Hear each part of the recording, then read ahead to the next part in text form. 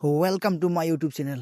আকৌ এবাৰ আপোনালোকক স্বাগত জনাইছোঁ। এবাৰ হৈছে অসম পুলিচৰ 2026 চনৰ ৰিক্ৰুটমেণ্ট, যিটো আপোনাৰ কনষ্টেবল SI ড্ৰাইভাৰ গ্ৰেড 4 আৰু ফৰেষ্ট ফায়াৰ সকলোখিনি ইয়াতে আছে। গ্ৰেড পে' হৈছে 67,000।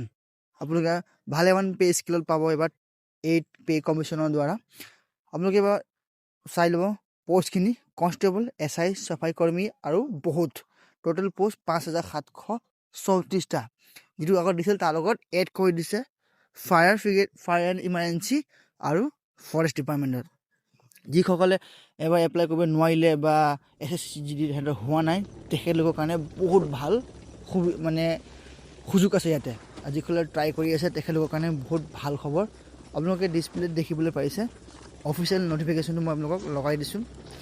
এক্সামটো ল'ব the state level police recruitment বৰ্ডৰ দ্বাৰা।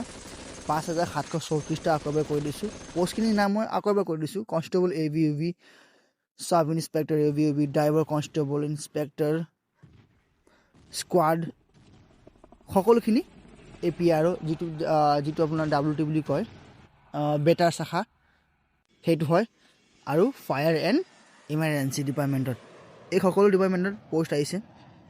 এই পষ্টৰখিনিৰ কাৰণে বয়স লাগিব আপোনাৰ 40 বছৰ আপ টু, আৰু এডুকেশ্যন কোৱালিফিকেশ্যন লাগিব 8 পাছ। 8 পাছৰ পৰা লৈ আপোনাৰ ডিপ্ল'মালৈকে সকলোখিনি পষ্ট ইয়াতে আছে। কুক 27টা, বাৰবাৰ 12টা, কনষ্টেবল 733টা, ৱাটাৰ কেৰিয়াৰ 11টা, বেডমেন 11টা, কবলাৰ 11টা, ধোবী 8টা, চাফাই কৰ্মী 8টা, টেইলাৰ 2টা, ড্ৰেছাৰ 2টা, বিগুলাৰ 2টা। বিগুলাৰ মানুহৰ যিখিনিয়ে ফ্লেগ ডাউন আপ কৰোঁতে যিটো পেপাৰ বজায় তাক বিগুলাৰ বুলি কয়। সেইটো আপোনালোকে যেতিয়া চাকৰিসমূহ সকলো গম পাই যাব। আৰু এতিয়া প্ৰিজন ডিপাৰ্টমেণ্টত আছে nurse, craft instruction, craft helper, yoga instruction, সকলোখিনি ইয়াতে দি দিছে। হয়তো এই পষ্টখিনিৰ বিষয়ে সকলোৱে নাজানিব পাৰে, যেন কবলাৰ কি হয় বা চাফাই কৰ্মী, ৱাটাৰ কেৰিয়াৰ কি কাম কৰে সিহঁতে, ধোবী কি কাম থাকে, কবলাৰ কি কাম থাকে, কনষ্টেবল WT কি কাম থাকে, কনষ্টেবল মেছেঞ্জাৰ, কনষ্টেবল ডিছপেজাৰ ৰাইডাৰ আৰু ইনস্পেক্টৰ কমিউনিকেশ্যন, সকলোখিনি মই আপোনালোকক নেক্সট ভিডিঅ'ত মই আপোনালোকক বিতংভাৱে কৈ দিম। এতিয়া বৰ্তমান খালি আপোনালোকক মই চামাৰিখিনি কৈ দিছোঁ, যিটো হ'ল আপোনাৰ নটিফিকেশ্যন। অলৰেডি মই ভিডিঅ'টো লেটকৈ আপলোড কৰিছোঁ সময় নোপোৱাৰ কাৰণে, আৰু যিখিনি মই সময় পাইছোঁ সকলোখিনি মই আপোনাক দি দিছোঁ। ষ্টেচন অফিচাৰ, চাফাই কৰ্মচাৰী, স্কোৱাড কমাণ্ডাৰ, ড্ৰাইভাৰ অপাৰেটাৰ, চাব অফিচাৰ, ফৰেষ্ট গাৰ্ড, এই সকলোখিনি মই ডিছপ্লেত আপোনালোকক দেখুৱাই দিছোঁ। পষ্টখিনি চাই ল'ব। এইবাৰ বহুত ভাল সুযোগ। যিসকলে SSC আছাম পুলিচত নোৱাৰিলে নেক্সট পিছৰ ভাগ, তাৰ বাবে বহুত ভাল। আৰু যিসকলৰ এইবাৰ SSC বেয়া হৈছে সেইদিনাখনেই এইটো পষ্ট নটিফিকেশ্যনটো অফিচিয়েলি আহিছে। তো ইয়াতে কোনো ধৰণৰ টেনশ্যন ল'বলৈ কথা নাই। 5,734টা আছে। আৰু ইয়াত মেইন কথা হ'ল আপোনালোকৰ পে' লেভেল বহুত ভাল আছে।